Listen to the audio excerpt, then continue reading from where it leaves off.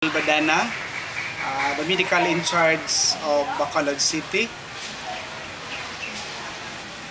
And could you tell us about the program MDCG and how it was implemented in Bacolod?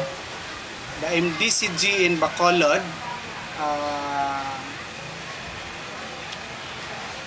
has been implemented since 2007. And tell us just a little bit about what you've seen there in Bacolod.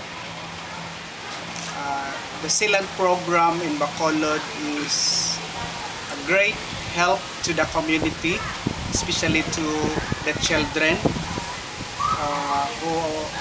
to prevent the tooth decay.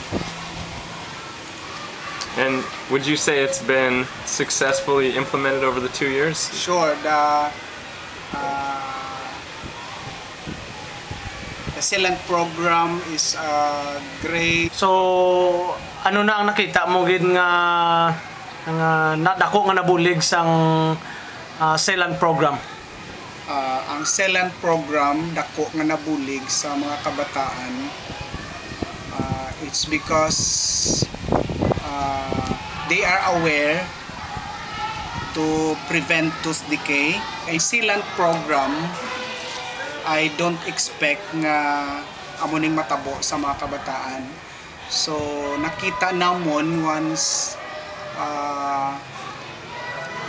mostly sa mga bata wala na sila sa mga molar. So kaluluoy sa ila future nga wala na sila sang gamiton nga mga unto nila. And then ano pa gid ang plano sang ICM sa sini nga programa? Okay, ang plano sang ICM nga malambot sa iban nga mga region, just like subong ari kami sa nag-start kami sa Coronadal, nag-train kami, and then subong ari kami sa Jensan, and then next siguro malambot kami sa Dumaguete, and then Bohol, and then sa iban pa nga mga area. So abot sa lingon ginaplano nyo laboton ang bilog gid nga Pilipinas. Damo na. Pwede pa lang gusto namon lambuton for the sake sining mga kabataan.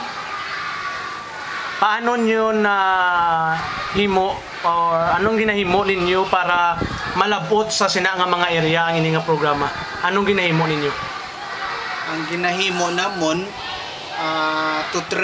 sa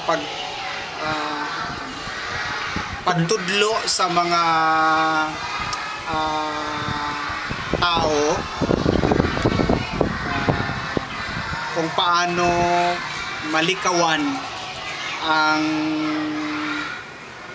mga klase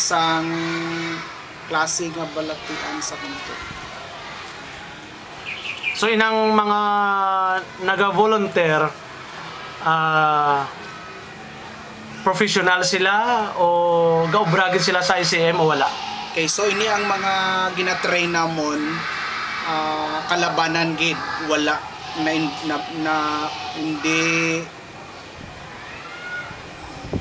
hindi employ sa ICM. Mga tao nga may tagipusoon sa paglambot sa mga katawhan o mga kabataan pagi sini nga program. Okay, salamat gid kag ang Ginoo magapakamayo sa imo. Okay, that's it. So paano nyo malabot ang iban pagid nga mga area sa sini nga programa? So ang MDCG may tagipusoon sa pagbulig sa mga tao sa Pilipinas paagi sini nga program, kag nalauman gid namon nga paagi sa tagipusoon nila sa pagbulig sini mga kabataan maging mapinadayonon. Kag salamat sang tagipusoon sining mga alagad sang Dios nga ginagamit sa iban nga mga lugar sa pagpadayon sini nga program. Kag paagi sa pagkadto nila sa Pilipinas,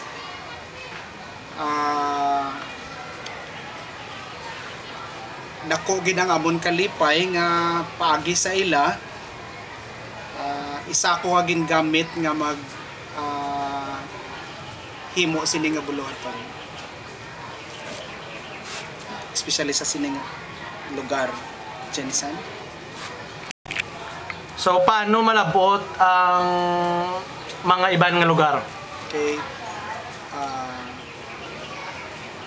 Kung paano malambot ang iban nga lugar paagi sini nga program, ang MDCG nagkadto sa Pilipinas sa pag-train sa mga tao paagi sa ilan ni Dr. Yul. Ano pagid ang plano sang ICM sa sini nga programa?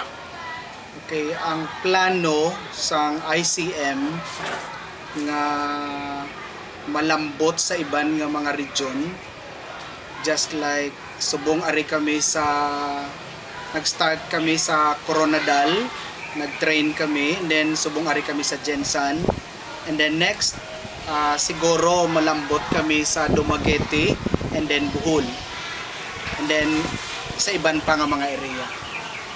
So abot sa lingon ginaplano nyo laboton ang bilog gid nga Pilipinas. Damo na. Pwede pa lang, gusto namon lambuton for the sake sining mga kabataan. Paano nyo na himo or anong ginahimo ninyo para malabot sa sina nga mga area ang ini nga programa? Anong ginahimo ninyo? Ang ginahimo namon sa pagtudlo sa mga tao kung paano malikawan ang mga klase nga balatian sa kanto. So inang mga naga-volunteer professional sila o gaubragin sila sa ICM o wala? Okay, so ini ang mga gina-train namon, kalabanan gid wala na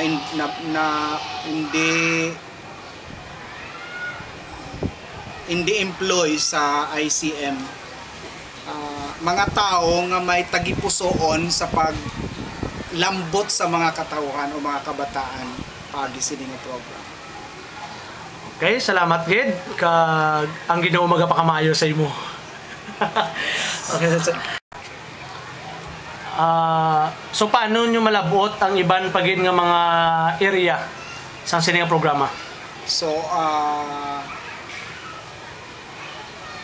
ang MDCG may tagipusoon sa pagbulig sa mga tao sa Pilipinas paagi sini nga program, kag nalauman gid namon nga paagi sa tagipusoon nila sa pagbulig sini mga kabataan maging mapinadayonon.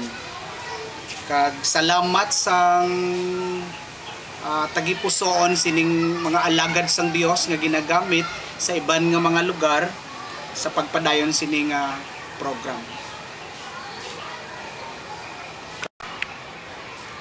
Kag paagi sa pagkadto nila sa Pilipinas,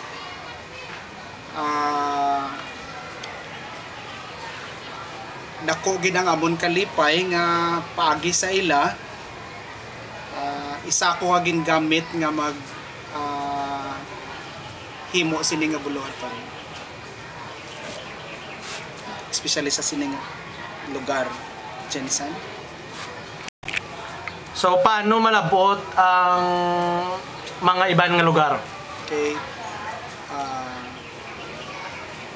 Kung paano malambot ang iban nga lugar paagi sini nga program, ang MDCG nagkadto sa Pilipinas sa pag-train sa mga tao paagi sa ilan ni Dr. Yul.